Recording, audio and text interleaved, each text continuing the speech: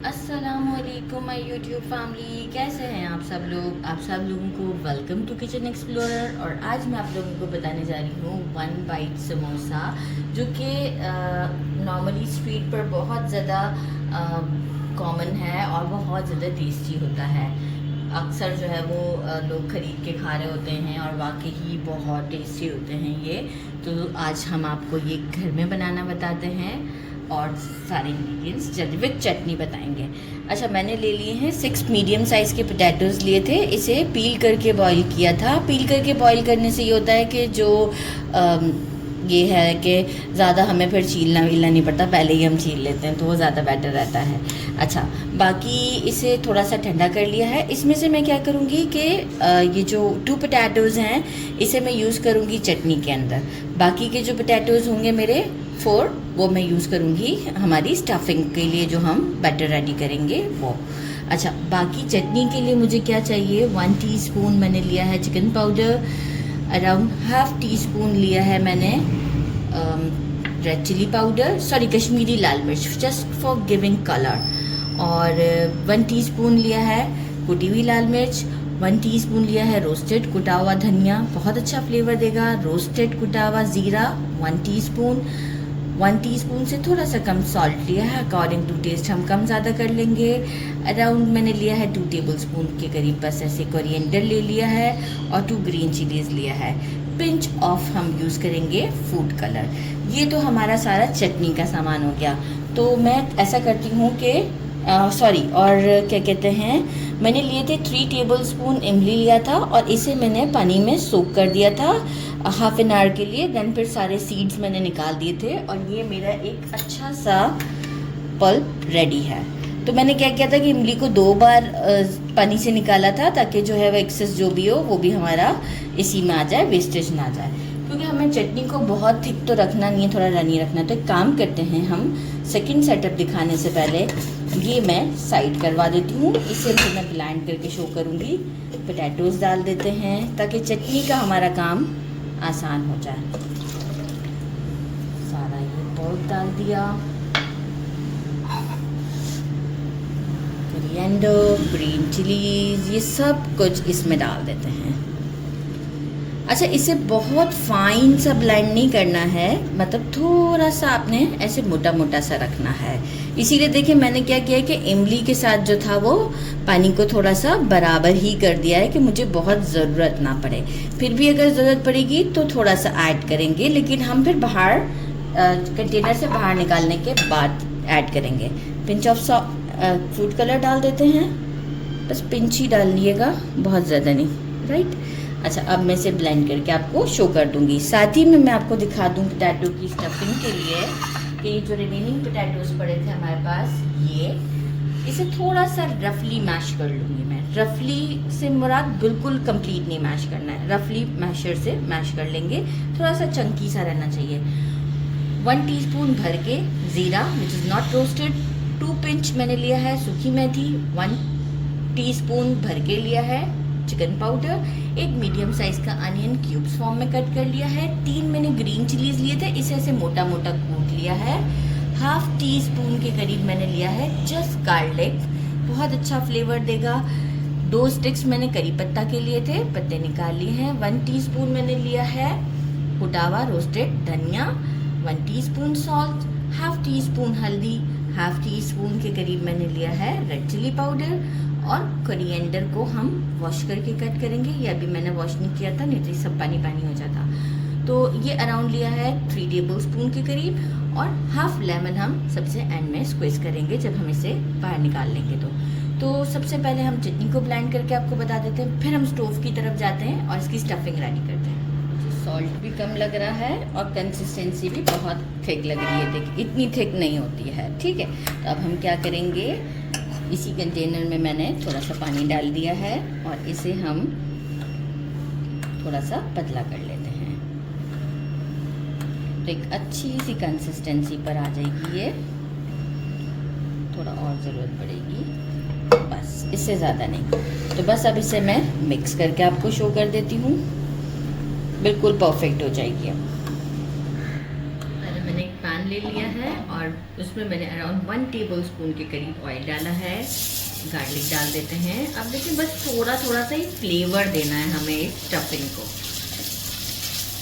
Garlic डाल देते हैं और फ्लेम मेरा मीडियम पर है। हमें तो सिर्फ मॉइस्चर ख़त्म करना है और इससे ये होगा कि फ्लेवर ज़्यादा इन्हांस होकर हमारे जो स्टफिंग है उसमें आ जाएगा।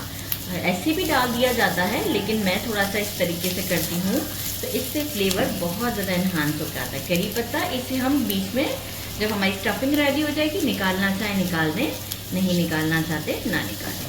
तो सब चीज़ें एक साथ ही जाती हैं, सबका फ्लेवर। ज़रा ज़रा सा स्टर करते जाते हैं और प्याज के साथ डालते जाते हैं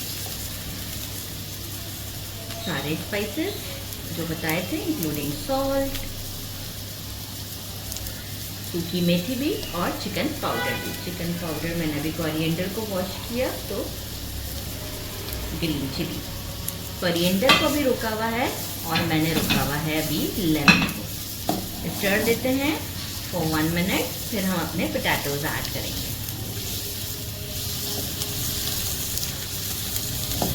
बस 1 मिनट ही स्टर किया। देखिए बहुत ज़्यादा कोई अनियन को ज़्यादा ही कुछ नहीं सॉफ्ट करने गई हूँ मैं। पोटैटोज़ को रफली मैश किया है, थोड़ा सा चंकी सा रहने दिया है क्योंकि कुछ काम हमारा यहाँ पर भी हो जाएगा, तो बहुत ज़्यादा मैश सा नहीं किया है मैंने। अब इसे हम अच्छे से 2 मिनट्स तक, इस पर 2 to 3 मिनट्स तक, देखें इस तरीके से प्रेस भी करती जाऊँगी तो कुछ बेटर होता जाएगा। अच्छा सा मिक्स देते हैं इसे और 2 to 3 मिनट्स तक हम इसे मीडियम फ्लेम पर कुक करते हैं ताकि जो भी मॉइस्चर होगा वो ख़त्म हो जाएगा। इससे ये होगा कि समोसा जो हम बनाते हैं ना, ये 1 बाइट, तो ये देर तक भी क्रिस्पी रहता है। तो बस इस वजह से हम इसका ये मॉइस्चर ख़त्म करते हैं। अच्छे से मैंने 3 मिनट्स तक मिक्स भी दे दिया है और आप कलर भी चेक कर सकते हैं कितना अच्छा लग रहा है।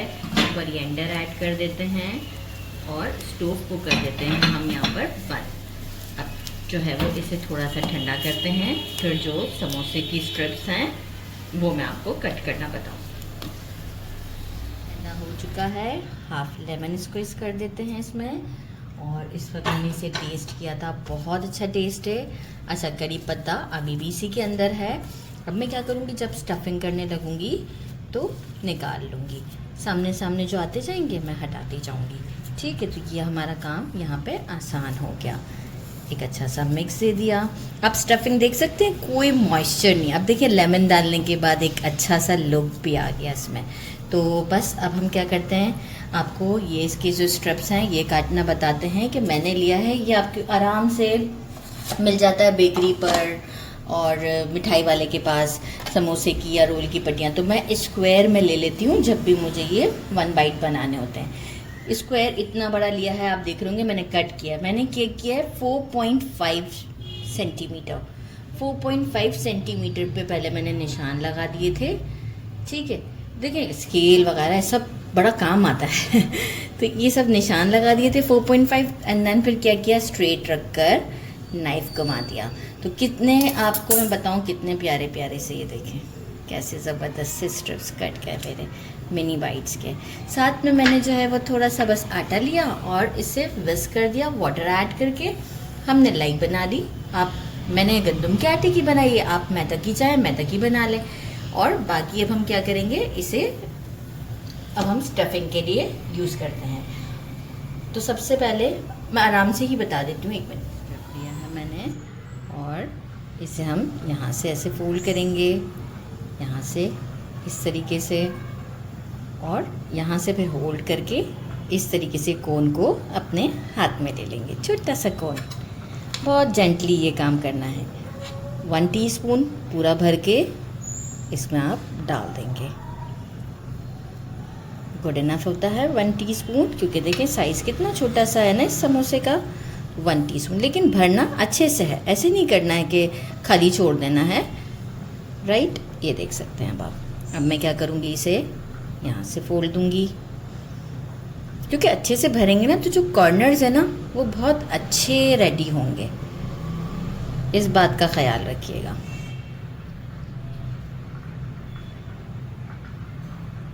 थोड़ा सा प्रेस करते हुए से ये देखें सारा मैंने रैप कर दिया।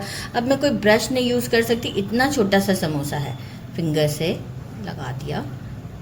बस हैंड्स अच्छे से वॉश होने चाहिए, कुकिंग का काम है तो समटाइम बिल्कुल इतने से स्पेस के लिए मैं क्या बड़ा सा ब्रश निकालूंगी।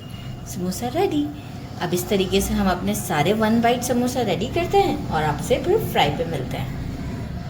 अरे मैंने रेडी कर लिए हैं, कुछ मैंने बचा के फ्रीज़र में रख दिए हैं। ऑयल मैंने अच्छे से गर्म कर लिया है, इस वक्त फ्लेम मीडियम पर है मेरा। 1 बाय 1 हम ये समोसा डाल देते हैं। बस इतना होना चाहिए कि इसके अराउंड में बबल्स बन रहे हो, आप देख सकते हैं इजीली। साथ में सेटअप मेरा सीप ज़रूर रखिएगा, आप भी जितने पैन में आ सकते हैं बिल्कुल आप डाल दें, कोई इशू नहीं है। जल्दी फ्राई हो जाते हैं समोसा, तो वैसे ही जल्दी फ्राई हो जाते हैं, तो मैं सारे ही डाल देती हूँ इसी बैच में, हो जाएंगे अभी फ्राई हमारे। स्टील का पैन इसीलिए मैंने लिया है कि टेम्परेचर को जल्दी ड्रॉप नहीं होने देता है, मेंटेन रखता है।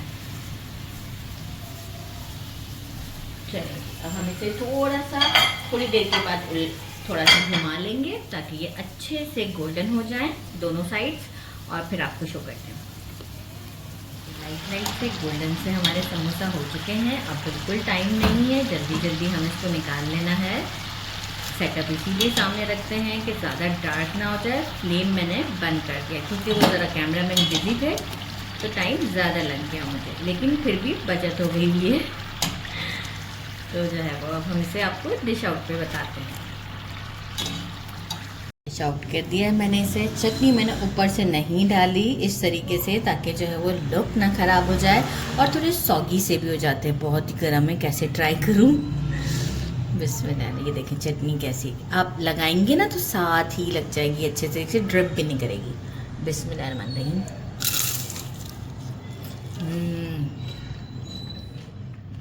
अमेजिंग,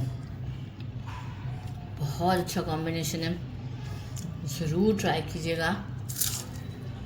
मेरे चैनल को लाइक और सब्सक्राइब करना नहीं भूलिएगा।